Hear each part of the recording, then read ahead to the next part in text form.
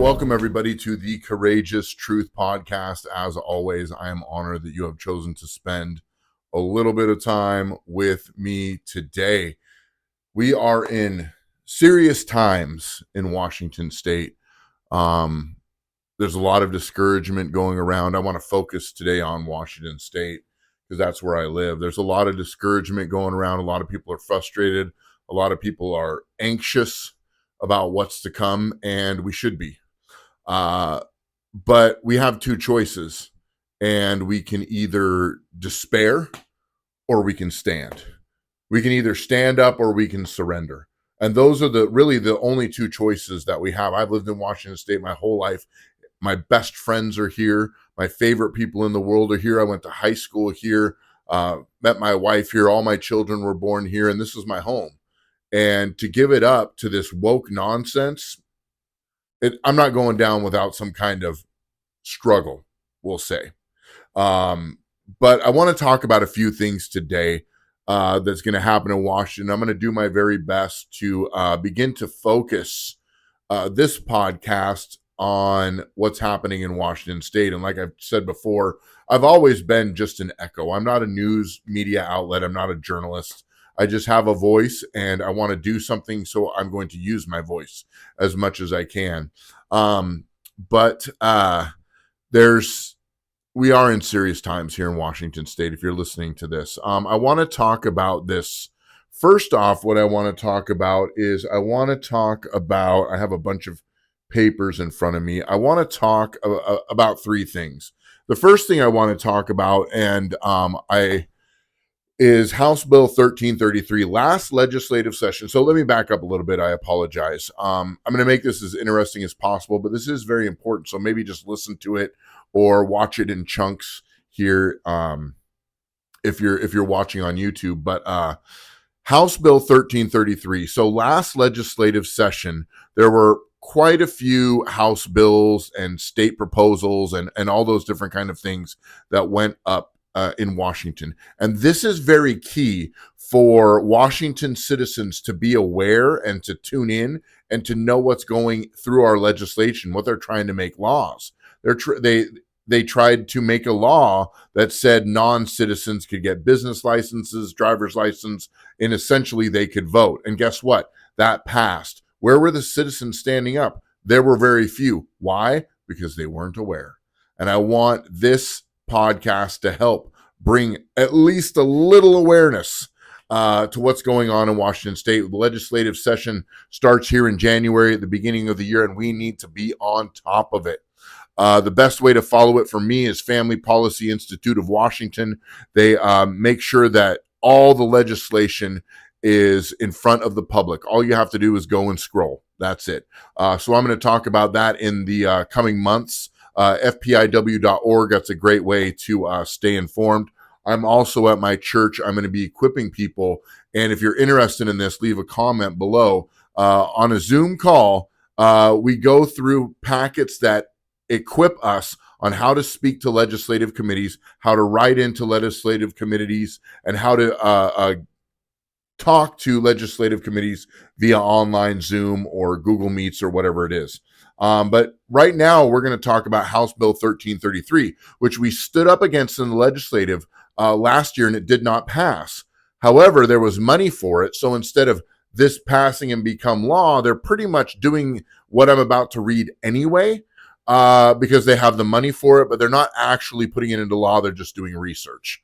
So what this is the House Bill 1333 is an act relating to establishing the Domestic Violent Extremist Commission. So they're trying to make a committee that discusses what to do about domestic extremism, how to define it, and how to provide the proper care for it. So if you look up 43.10 RCW, you'll be able to find this. This is what it is, and I'm just going to read a few different things about it. Section 1, the Domestic Violent Extremist Commission is established within the office of the Attorney General, who is now going to become Washington State Governor, for the purpose of establishing a comprehensive public health and community-based framework for responding to domestic violent extremism. Not crime, but this is a special kind of crime. This is a special kind of crime that is extremism. Not sure what that is. Murder is pretty extreme. Rape is pretty extreme. Domestic violence is pretty extreme. Child abuse is pretty extreme. But apparently they need a whole new committee to research this new extremism. And this is coming from a blue state of Washington. So guarantee you this is going to be religious extremism, or people that think maybe the church and the state shouldn't be separated, and maybe the church should have a voice, and maybe the Bible is good. Those kind of extremists. This commission must consist of the following members: a representative of the governor's office. How convenient. A representative from the attorney general's office. How convenient. A representative from American Civil Liberties Union. A representative from Anti-Defamation League. Okay. A representative with expertise in public health. A representative from Black African American community, from Muslim community, from Jewish community, from Asian American community, from the Sikh community, from the Latino community, from the LGBT community, and from general immigrant and refugee community, and then also a representative from the African community. So we have to have at least one of all those on this committee. And it's got to make sure that we have an invitation to this committee for the following attenders: Federal Bureau of Investigation, great. United States Department of Homeland Security, okay. And then federally recognized tribe, okay, I can get down with that. The Office of Attorney General shall administer and provide staff support to the commission, which shall include arranging meetings and developing meeting agendas. So they're going to take a lot of tax dollars to get meetings happening so that they can discuss the violent extremism that is taking place and plaguing our land. It's terrible, Washington State here. They must identify community-led and evidence-based solutions, combat disinformation and misinformation, in other words, the truth, evaluating any future data tracking recommendations around domestic violent extremism. They're going to spy on your phone to make sure that data is not disproportionately used against Black, Indigenous, or people of color or other communities. They must have legal tools, both civil and criminal, and making recommendations for potential new legislation. Great. So they just want to pass a bunch of woke CRT laws.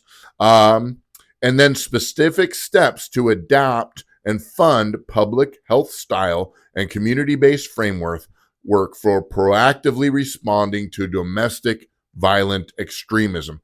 How are we going to respond? Specific steps to improve, standardize, and add transparency to data collection and reporting on incidents of domestic violent extremism. I saw a church down the road worshiping extremism. The commission must hold at least 4 meetings. Great. 4 meetings of this nonsense. Okay. Now, this did not pass through legislation. Thank God to Washington citizens who stood up and said, not going to happen. But they still had money for it. So now they're just discussing it. So they're not really doing it. They're not really disobeying the law. They're just researching it, or they're working a way around it. And they even televised it, and it can be found online somewhere. I'll put the link in the descriptions if you want to find that. I was on vacation, so I didn't get a chance to see it. Next, what's happening in Washington State is crazy. I'm so sorry this is long. I might put this in 2 parts because this is absolutely crazy. I want to read next what our Attorney General has got us into. It is insane. Let's look at this.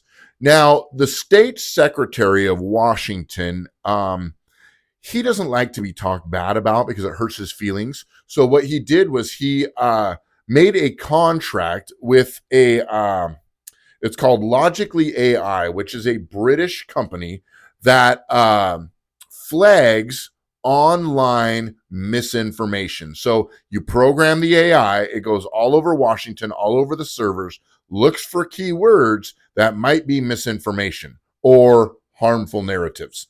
I'm just going to read the first paragraph of this and see what it says. It says this was from the Washington Examiner, and this was March 4th of last year. So this has been around for a while, but it just kind of hit my desk. So this is the first paragraph of it.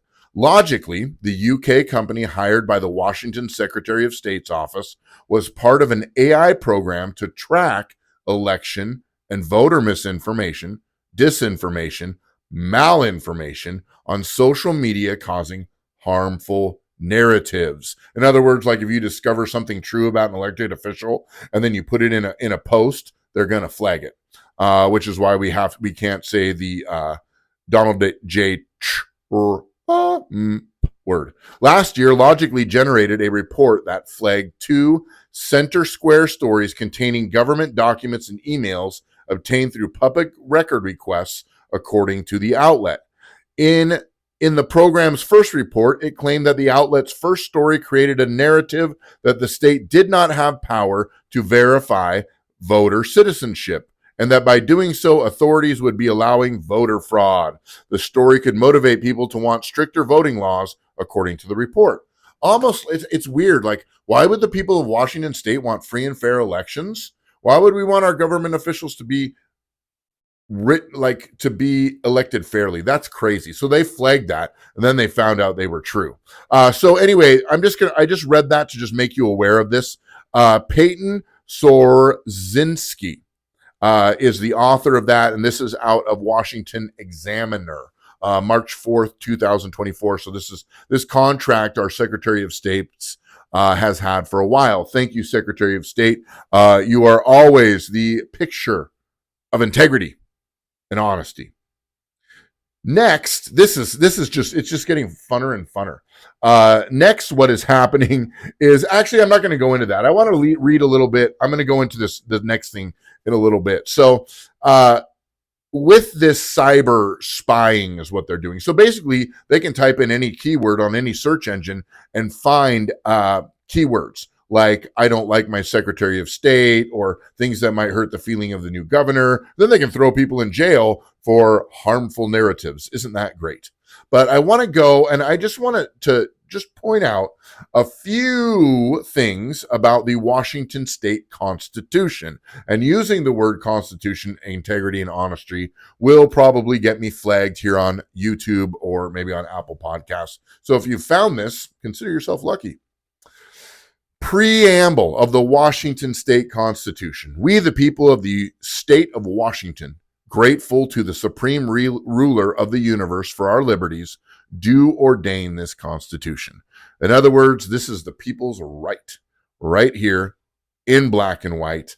And I'll put a link to the Washington State Constitution in the show notes. It's like 150 pages. It's kind of long. Almost like we have a lot of rights. Weird. So Article 1 is the Declaration of Rights to all citizens of Washington State. I want to read a little bit out of Section 3. Article 1, Section 3. No person shall be deprived of life, liberty, or property without due process of the law. That means they can't, on an opinion, on a bias, on a preference, deprive you of life, liberty, or property, or free speech even. They can't do that. Section 5, jumping down, is every person may freely speak, write, and publish on all subjects. And I think that if people have the right to publish pornography, we should be able to publish on social media our personal political ideas and thoughts. And we should also be able to publish the truth, being responsible for the abuse of that right. And how many of you know, if there's an abuse to anything, it's just fine. There's not much abuse to the truth. But I also want to read next. I want to read this out of Article 1, Section 11 of the Bill of Rights here. And it says this: absolute freedom of conscience in all matters of religion, sentiment, belief, and worship shall be guaranteed to every individual, and no one shall be molested or disturbed in person or property on account of religion, but liberty of conscience hereby secured shall not be so construed as to excuse acts of lasciviousness or justify practices inconsistent with the peace and safety of the state. So if you have a religious belief that wants to murder people, like, I don't know, babies in the womb, you have a right to your conscience that says, I don't want to do that. The only time that this right doesn't apply as if you're, damaging property or hurting people or breaking the law or breaking this very Constitution. If you want to have freedom of religion and you want to share scriptures publicly or privately, you have every right to do that. If you want to stand, if someone comes to you and wants you to perform a same-sex marriage, but it goes against your beliefs, now you don't have a right to punch that person, but you do have a right to say, no, it violates my conscience. It violates my rights. That's what it says right here in Article 1. The list could go on and on. Article 1, Section 11 of the Washington State Constitution. I don't think there was anything else I wanted to bring up. I'm going to bring this up for fun. So this will be Section 29 of Article 1. The provision of this Constitution are mandatory unless expressed by words they are declared to be otherwise. And not just someone saying it out loud like Steve Carell in The Office. I declare bankruptcy. Nope. That doesn't count. That means you have to go through a process, and that means amend some of these rights and get a vote by the people. And then Section 30 of Article 1 says, the enumeration in this Constitution of certain people's rights shall not be construed to deny others retained by the people. So you have rights, and I have rights. My rights don't supersede your rights. As if you're a leftist and you're watching this and you have some crazy beliefs that are contrary to mine, you're allowed to have those beliefs. What I'm not allowed to do is discriminate you. What I'm not allowed to do is get violent towards you. What I'm not allowed to do is take away your right to life, liberty, and the pursuit of happiness. You may have to listen to my opinions. I definitely have to listen to yours. So that keeps everything on an equal playing field. And this is where I'm going to stop this part of this episode, and then I'm going to bring it back again to part 2. We're just talking a little bit about Washington State. So thank you for tuning in. Continue to take a courageous stand for the truth. I'll see you for part 2 in about 2 or 3 days.